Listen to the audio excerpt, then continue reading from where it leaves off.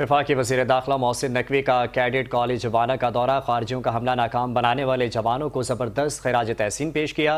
वफाकी वज़ीर दाखिला मोहसिन नकवी ने कैडेट कॉलेज वाना का दौरा किया। IG frontier corps Khyber Pakhtunkhwa south major general Bahar Umar Khan ने उनका इस्तकबाल किया। वज़ीर दाखिला को कॉलेज पर खारजियों के हमले को नाकाम बनाने और कैडेट्स व असातिज़ा को बाहिफाजत रेस्क्यू करने के ऑपरेशन से मुतालिक तफसीली ब्रीफिंग दी गई।